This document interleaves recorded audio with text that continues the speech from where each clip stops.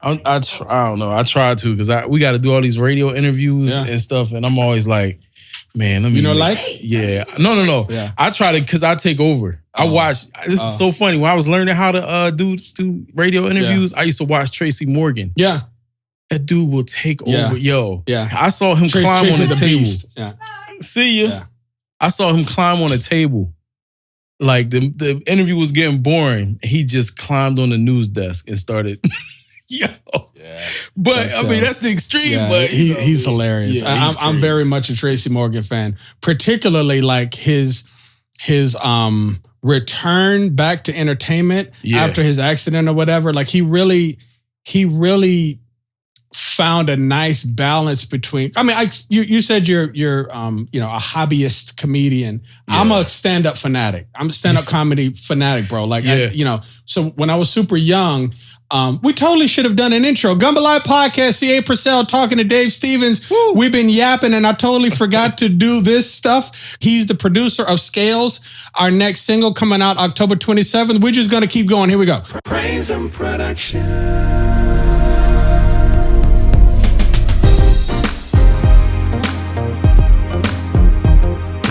When I was super young, we had HBO and, HBO had Def Jam and they did People Specials. I'm not sure, but I think they were the first like major provider of stand-up comedy video, like accessible to people other than like, VHS or records or cassettes or whatever. I'm not positive, but I think HBO was like one of the first, TV producers of it. You know what I mean? And so I grew up as a little kid listening to the greats do their specials. So my norm was the finished product of people developing their acts. And so it's a great thing because, I have a very like high bar up here in, in the heart, so to speak. But I also can't enjoy going to comedy clubs where people are working out material like a lot of other people. A lot of other people are able to go to, comedy venues and they can have fun. There's a whole genre of like people who enjoy watching experimentation on stand-up. They really like it. You know what I mean? It's terrible. I mean, it's just a different flavor of tea. You know what I'm saying? Right. I prefer to watch the finished product. Okay. I want to see. Like after you've refined, again, I'm about refinement because I was like cultivated as a creator from high school. Like I was just kind of taught that the goal is to finish the idea and then present it. Right. So that's what I'm looking for is the presentation. You've already cut out all the words. You've already worked out your segues. So, I mean, the downside though is I don't get to have the enjoyment. I don't get to enjoy the beginning phases that can be pretty cool sometimes because I'm just like, you're not talking about nothing right now. Like that segue is ridiculous. The whole looking at the what else? Yeah, I hate that, man. I hate that. Even professional comedians do that. I don't like what that. Else? What else? Yeah, the paper and looking at your phone. Like, man, know your material, bro. I guess it only bothers me when it interrupts the momentum. Like some people, for example, Janine Garofalo was all about, her paper. Also, Deion Cole had like, he still does it every now and then, but he had a whole like series of bits where he would write down stuff and he would literally present them as funny. Dude, I saw that. They were hilarious. That was crazy. And he would just kind of look at the camera, like look around at people. And he was like, and he would like mark it off, whatever. That was part of the bit though. And to me, that was genius because it made it look like he was working stuff out. Louis C.K. was good at this as well. It seemed like it was just an idea that he was trying, but those were finished jokes. Yeah, they were. Yeah. But when he was younger, that was honestly his process. He was figuring out what works. And so he would just look at it, joke. Some people would laugh, some people wouldn't. He'd be like, man. And then he would say something that really worked. He'd be like, yeah. You know the look he get, yeah. Like that. He has like that sinister kind of, he's hilarious. You know, for my church family, some of these people we talking about will not be your cup of tea because they get incredibly raunchy. Oh, yeah. I'm just saying. So beware. I don't know if I'm going to put up. Country Wayne, I like that new special. I was cracking up. Hilarious. To me, the funniest one of the year was Marlon Wayans. I think I laughed, man, for the entire... I know I saw it. I need to watch it again. When he was talking about Will Smith and Chris Rock. That was the funniest. Bro, man, I laughed the entire special. That was good. That was tough. I mean, that's such old news. Yeah, but the way he did it, it really struck me because just like so many people, I was such a Will Smith fan. I was like, yo, that's our boy. Like, that's the homie. Like, why would you disrespect your bro like that? He's still my boy. He just made a bad mistake. That's true. You know what I mean? That's what I'm saying. Like, it's a struggle because, I'm also like, if he honestly felt disrespected in that moment, by the way, Chris was talking about his wife, I can relate to how it would feel to have my wife disrespected. And you know what I mean? There's a lot of grit in you that, doesn't want to sit there and just, you know what I mean? Yeah. I don't know. I'm just, that's not my path. But I think, and I've never actually even talked about this on anything. So, and I'm a Philly dude. So I love, love Will Smith. Yeah. I think he got caught up in the moment. I think definitely.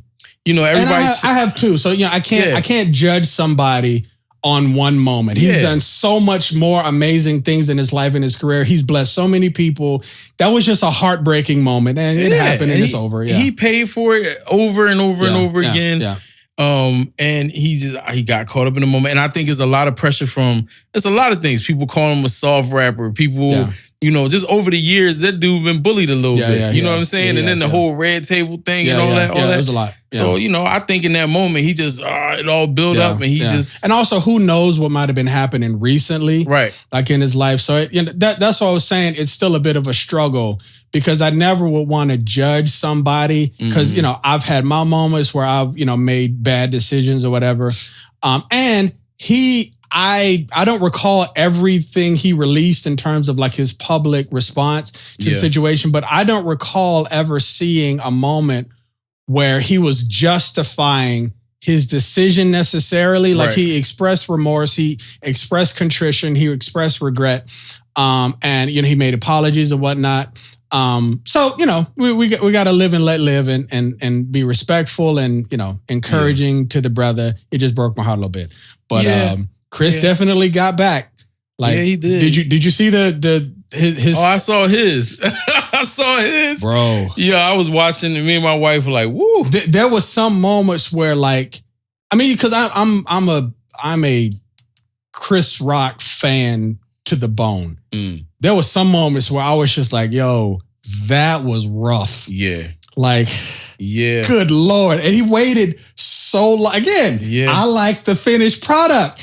And man, did he give a finish? Oh, yeah, he did, bro. But he got it out. He had went to get it out. in. He got it out, though. He had to. Yeah. But I also understand from being from Philadelphia and, everybody, there's this term, going Philly. And it's a real thing. I think only people who are from there can understand it. What does it mean? It's like that the nicest person still has anger just underneath the surface. Yeah, I feel you. And it's just like, and it doesn't matter who. It could be the sweetest old lady and you test her the wrong way. Yeah. and it comes out. Here's a question then. What is it about the Philadelphian culture that you feel like has a unique aspect of that? Because I feel like everybody has that to a certain degree. Some people are just faster to maybe open that door. But I've heard other people from Philly say that. And I'm not from Philly, so I don't know. So what do you feel like is innate in the Philly culture that yields to that? It's a tough city. And it's a grind city. So everybody works hard for every single thing. You know what I mean? Yeah. And, we may have been disadvantaged in some, you know what I mean? It's a poor city too. So, everything is a struggle. Yeah. And so, but in that, it's a beautiful struggle because you also have a lot of love, a lot of family. Yeah. But But it's like, if we see it coming, no, we're going to stop it right there because we don't, we're so used to having to deal with issues all the time. Yeah. You know what I mean? So that's where it comes from. And I think it's also a thing of respect because when you are going through all those things, the one thing that you have to hold on to is your respect. And so it's like, you can take this, but you're not going to disrespect, And so I think that's what it comes to. But it's just a tough city, man. Yeah. So, well, I mean, being from, like, because you're born and raised from Philly, right? Philly to the bone. Philly, all right. So I know there's a distinct difference between East and West Philly, right? Different cultural vibe kind of thing. Yeah, kind of. Yeah, West Philly is definitely different. I lived in both, so okay. So I'm from the South, and I learned about Philly through entertainment venues, through TV and movies and music or whatever. But there was a I don't know if consistency is the right word. There was a feeling that was consistent from Philly artists and musicians and producers that was very unique, that I love very much. And some of the neo soul movement and all that. Bro, that's exactly what I'm talking about. But specifically, the thing is, like, right now, I can't remember who is from Philly and made their stuff versus who did a good job with that vibe, who's from other places that did the similar genre. But I remember whenever I would learn that people were from Philly, I could hear the connection in the stuff that they were doing. So, like, being from Philly, I guess, what's my question? How would you describe the musical, like, culture and foundation from an insider? What do you feel like is unique about being from that area that people not from the area don't know contribute to that sound? I think it was two big things. Three big things. One, a lot of the older musicians that cultivated us, they really are the sound. You know what I mean? And they would teach us. And then I think we would have jam sessions all the time. And we would practice the stuff that those older guys taught us, and they Anybody in particular? If I look back now, my guys, my mentor was Daryl Johnson. He was a guitar player. Don Stevens, bass player. Family? Nope. Okay. Not even family. And then, I'm trying to think who. It's just so many people. I got you. But they would be, and we would go to the jam sessions, and they would be nasty to us, like, yo, you got to get up. That sucks. You got to go. And then you would be like, yo, but it made you practice harder for the next one. Or they'd give you a mean mug off to the side of the stage, like, play the notes right, play the chords right. And that was training ground for us. Yeah, very much so. Yeah. And so I feel like you have that going on, and then all of us being in church all the time and going to these different church functions and stuff like that. And plus the jam sessions, we all kind of gotta, I hit the microphone again. It's all right. We all gotta, because I don't want to be all rumbling. So we all kind of got this sound and this vibe, and then we were all friends. And then, you know what I'm saying? So we spent all our weekends, where most guys were playing basketball, whatever, we spent our weekends in studios or, you know what I'm saying, hanging around these older guys and stuff. So I think that's where the sound came from. And I know in particular, the Roots had a big part of that. And Jazzy Jeff's camp had a whole big part of that. So they were like the architects of that whole movement. So for I learned about Jazzy Jeff obviously first through, Will Smith and his career, whatever. But as I got older, I started to learn about how many other things that he was doing where he wasn't the one in the front, you know what I mean? Yeah. But I started to hear like his diversity. And so from being from Philly, who would you say like epitomized the Philly sound in one group? Like, because I think of like you said, I think of the Roots. I think of I'm blanking. Oh my God, living my life like it's gold. Oh, Jill Scott, yeah. Isn't she? Yeah, straight North Philly, yeah. Yeah. So, is there any particular group that you say kind of embodies it? I mean, I know everybody has their contribution, but is there like a classic group, a neo soul artist, or like anybody that you feel like is kind of like, if you want to hear the real Philly sound, is this, or even a song, anything in particular? I'm just kind of curious, for a native, so Philly native. That song "Far Away From Here" from Kindred the Family Souls.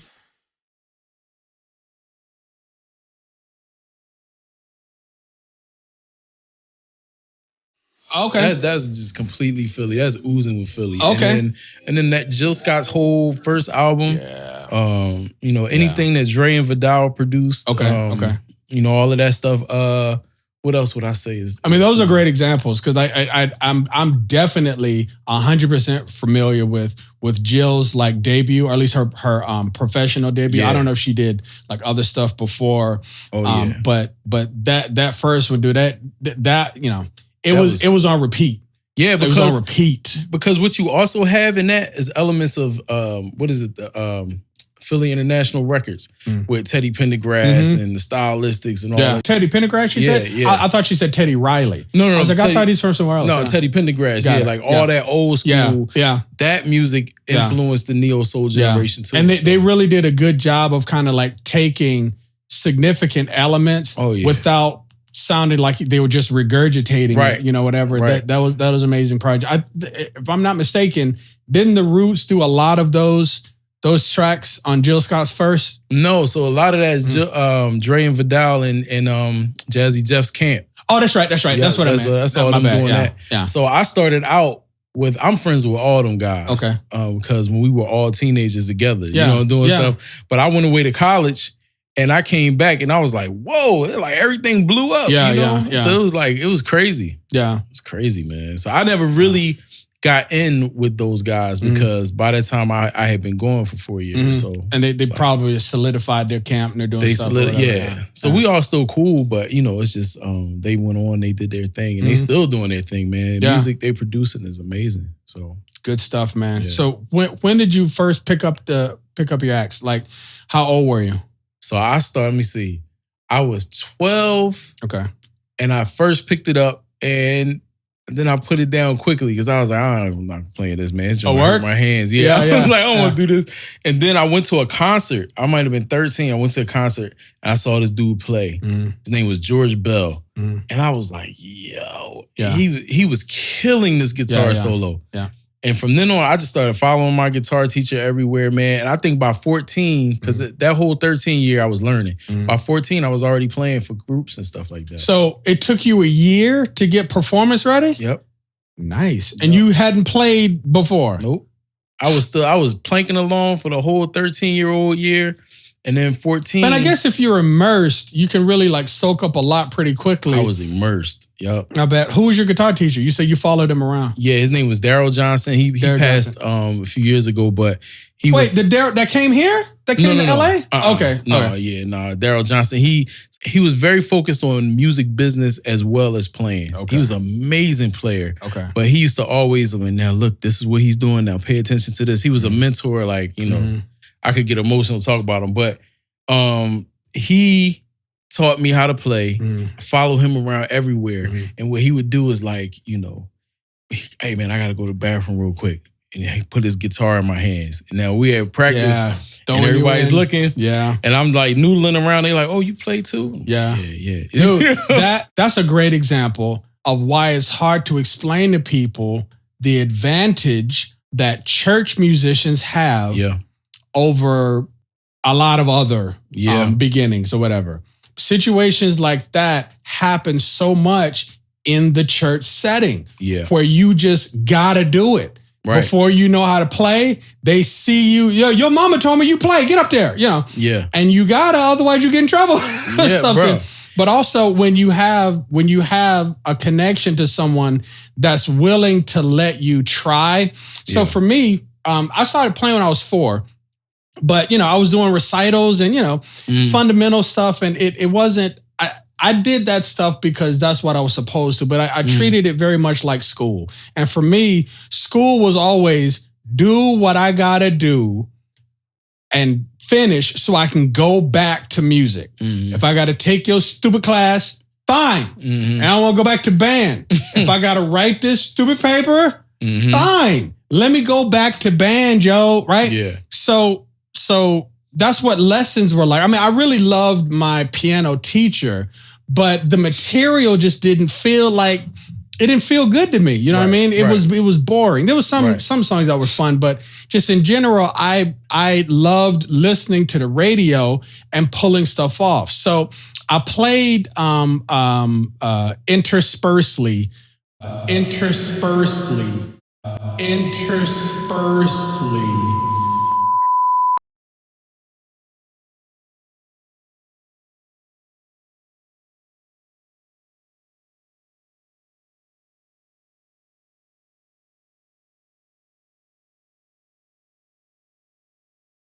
And pulling stuff off. So I played interspersely until I was about 11. And then my mom and dad wanted to find a new church because they wanted me to be a bit more engaged. The church I grew up in is a wonderful place, but it was very liturgical, very lighter on the pigment scale. Amen. No, but I get the vibe. You know what I mean? And wonderful people, and it was a wonderful place. But the music was, it didn't have any, it was nice. Right. I'm trying to find the right words to, not be dismissive of somebody else's culture, but there was not a lot of stank coming from the music. It was nice. It was reverent. It was cute. It was little kids groups or whatever. It was nice. But when I was 11, my parents wanted to go to a different church. I had, for maybe a year or two, I had been going to churches with a couple of different friends because I felt a pull to God, and I just knew you go to church. I didn't know much more than that. I was a little kid. But my dad and my mom made it a point. We started going to some of the churches that my friends had invited me to, and they were looking for other ones. And we found a gospel service. And I mean, like Hammond preacher standing on the pew, throwing his handkerchief, like sweating everybody funky, like, right? That's what I'm saying. It was no funk at the other place. You know what I'm saying? Right. Literal and genre funk. Like that church pew smell that you, right? You don't like it, but you love it as well. You know what I mean? Exactly. It's like you go to a house with somebody making chitlins. Chitlins stank. But if you like chitlins, it's like, oh yeah, that smells awful. I can't wait. You know what I mean? It's like that. Exactly. So we go to this gospel church. And, this lady is up on a Hammond. I had never seen or heard a Hammond organ like that. I mean, I might have heard it in music, but I didn't know what it was. But now it's a Hammond player. She was killing and a drummer. I had never been around a drummer in church. Man. 11 years old, I could play, but I couldn't play, but I could play. So for me, I'm like, what is this? Bro. And my mom and dad, they saw it immediately. He really likes that. And bro, I couldn't get enough. I couldn't get enough. I was up and ready to go every week. I'm like, yo, let's go to church. You know what I mean? So they kept me there. And what happened is, my point in all this was that the choir director is the lady I was talking about before that became a close friend, older sister. Her name is Pebbles, right? She was the choir director. And, I would go up and just kind of talk because I was enthralled and fascinated. I was like, I don't know nothing about this, but I love it. And she was like, you come to rehearsal, whatever. So we went to rehearsal and I can sing. So she wanted me in the choir, which was fine. So singing had a ball many years. But in rehearsal, I would often kind of whittle my way over to the piano player, and I'm like watching what she's doing. And she was very nice. She would teach me, and every now and then we'd have a bass player. Like over the years, and that's where I wanted to be. The singing was fun, and I have lifelong friends that I met in that group or whatever. And I really do love to sing. I enjoy it, but man. Like that feeling of responsibility and privilege to shape the moment in worship. Yeah. That's amazing, man. It's powerful. It's amazing. However, you can't get there until you get thrown in the fire. So what would happen is that piano player, organ player, she would be gone sometimes. Like sometimes she just couldn't go, or she was sick or whatever. And then Pebbles would look at me, Aunt, could you play?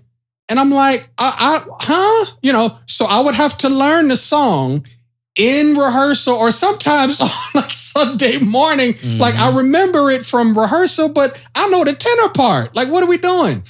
But they didn't have nobody else there. So I kind of had to. So, there was many, fumbling moments, but it kind of got me over the fear of messing up. Yeah. Because I messed up a lot. Yeah. I got on stage and bombed. Like comedians have to go through embracing the bombing feeling. Like you said in the first section we were talking, if you go in to the situation knowing this could go horribly, and you still go through it, then at that point, you good. You good, yeah. Young musicians, like up and comers, telling you got to embrace the reality that you might crash and burn. Yeah. And you might now, what's really scary is somebody might make a video and you will be online forever with the funny caption up underneath and somebody will cut it and composite it into another, like they will go hard. Bro. You got to embrace that. You got to embrace it. Got to, because you can't get to greatness if you don't go through the suckiness. You got to go through the swamp before you get to the vista or whatever. You made an interesting point about the church. Not even just that. It was like the soul aspect of it. You know what I mean? Yeah. And then responsibility aspect. And just all these things you learn. Yeah. Like I noticed that drummers, and this is no slam against anybody, so I don't want anybody to think that I'm slam coming. But I think I look at drummers who have played in church versus drummers who haven't, and the pocket is different. Yeah. It's not bad. Yeah. It's just different. You know what I mean? I do find some exceptions, but there's a stark difference. You can tell immediately when somebody comes to sub for your church. Yeah. You can tell you ain't from church, bro. Yeah. You sound good, but you can tell. I don't feel that. Right. Yeah. You sound like you play big stage for Justin Bieber, and that's amazing. But it's a difference in the pocket. You know what I'm saying? I will say though, one of the exceptions that I've found to be consistent is Philly players. Philly players, R&B, classic R&B, contemporary, whatever, neo soul or whatever. Yeah. They go hard. All church guys. Is it all though? Most of them, there's some cats that I've been cool with that I play with. Or how should I say this? I'm trying to find my words. I know what you're about to say. That's not the impression that I got from them, is that their background is from church. But I guarantee you they were there. I guarantee you. So is that the vibe in Philly? Like, culture. Is it everybody go to church? It used to be. Mm-hmm. When I was growing up, it used to be. Everybody. Because that's the same for me, being from the South. It's weird to meet someone that doesn't go to church. Yeah. Even if it's a different religion, even if it's Jewish folk or whatever else. You go to church. Yeah. And if you're not there on Sunday, you were there yesterday on a Saturday, whatever. But everybody go to church. And so when you meet somebody who doesn't, you're like, why? Yeah. That's where all the people are. What are you doing? It used to be like, and that's what I'm saying. Like where that whole neo soul movement came from, that was how we played in church. Yeah. Like leaning off the beat and all that kind of stuff. Yeah. Because we were there all the time. So you had to have some entertainment. Bro. You had to have some let's see how far you can fall off the beat before the sister, you know what I'm saying? Like lose her thing. Like, so all that stuff was birthed in church, you know? That's a consistent exception that I recall. And there's some other ones, but like right now, that's the only one that comes to mind when I think of what I thought was a non-church player that didn't feel like a less than, if that makes sense. Mm-hmm. Like I would be gigging with like, Philly players. And, I don't know the difference between North, South, West. I don't know the difference between the regions or whatever. But I do remember, particularly in my early to mid 20s, when I started gigging like a lot more at a professional level for like named acts, like people who had, albums on the rack at FYE, or what was the other one? Tower Records. Yeah. There was I can't remember. There was another. I can see their logo, but there was another one. It was all about the music. But anyways, there was just a different feeling. Right. When I was playing with somebody from the Philly area, I seriously considered moving to Philly because what time is it? We're gonna cut. I'm talking about the move. I gotta go at like 1:20. You gotta go at like 1:20 because I gotta get to the session. This is the last segment. Yeah. I'm sorry. It's like beloved friend. I'm just playing. Beloved friend, music producer, songwriter, budding comedian, audio engineer, actor. I just learned, husband, father, brother. Thank you, bro. No, man. Thank you for coming through. We'll come back soon. on you produce another song, we come back. Or just have some fun. Like I think it would also be fun just to do like a couple of episodes where we just talk shop for like the gearheads and you know what I mean? Because I would love that. There's a lot of young ones that like, they hit me up a lot, but they feel bad like they're bothering me. And I'm like, I can talk gear and I can talk engineering all day. What are you talking about? Y'all got to see his big speakers in here. I'm drawn to these big Alesis. I got the Monitor 2s. I got the Alesis Monitor 2s. But the thing is, I don't even use their power anymore. I don't blast as much anymore. I learned from the Lord Algie brothers the significance of working and mixing at very, very, very low volumes. Yeah. And I think it's made my engineering a lot better. I still crank a little bit, but I remember hearing, I can't remember if it was Chris or Tom, but one of them mentioned to me that like the best thing you can do is to turn your volume like so low that you can barely hear it. You can hear what pops out. I think Chris even mentioned that like one session that he was doing, he remembers hearing his engineering assistant like typing on their phones like in the BlackBerry days. And he could hear the clicking and stuff like that. And it was driving him nuts because his music was so low that it was hard for him to hear. And I was like, I mean, that sounds ridiculous to me, but no, it's so great. I tried it and it really, engineers, try it. Like work on your stuff, very, very low volumes, before you start pushing your limiter and stuff like that, very low volumes. And, maybe do one normally and go back and remix it at the low volume and see the difference. I think it will, in particular, you can hear the stuff that's more important. Yeah. And the insignificant stuff, you don't hear it as much. So you can either adjust it to make it prevalent or what you can cut, so. Yeah. Or you take a 5-inch. I just got hip to this. Some nasty sounding, completely dry 5-inch speakers because exactly my little tiny ones because the bass is tighter and then if you play it low everything is in your face and so you can't hide from them joints you can hide that's from why the big I got the little joints I do what's crazy I do most of my work on them I go between them and my headphones. These, I usually do this like if somebody's in the room and we, because artists and, they want to hear the big sound, you know what I mean? Yeah. But I do most of my stuff on them little tiny Alesis. Oh, I didn't even notice both of my stacks are Alesis. Yeah. Alesis, y'all give me money, man. I'm using your stuff, man. No, that's real, bro. They need to give you money for that. I'm all about that. You hear them? I'm dead serious too. Anyways, like I'm with KRK. Okay. And this is not a commercial for KRK at all. But their headphones, because I don't like mixing with headphones. Yeah. But these are the only ones that actually sound. They translate for you. They sound like the speakers. Yeah. Yep. Cool. What model? KRK what? They're I think they're the only ones they got. It's like KRK. I actually have never seen KRK headphones. I didn't know they make them. Yeah, they're really good, and it's definitely not a commercial. Okay. But they did. I mean, it's a plug if they work well. Yeah. Like I'm a headphone fanatic. You can't see it, but behind that stack, I have a tower of headphones. Yeah. Oh man, a lot of them, bro. So thank you so much, bro. No doubt, man. This has been great, bro. Dave Stevens. Amazingest person ever. Love him so much.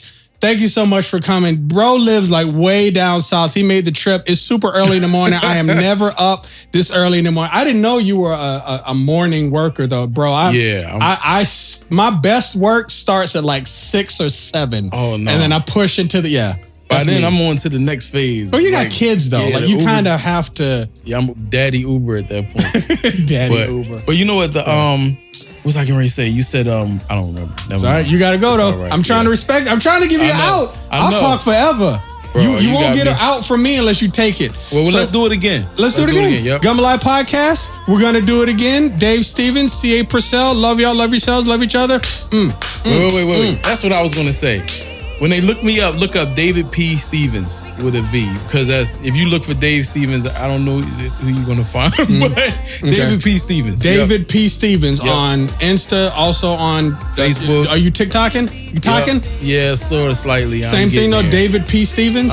Stevens with a V. Yep. David P. Stevens on everything. Look him up, follow him, like, share, and subscribe to stuff. Help me grow, help me love, help me do it. Peace. You gonna say something else? You gonna be also. I also wanted to add in. No, we out. We out.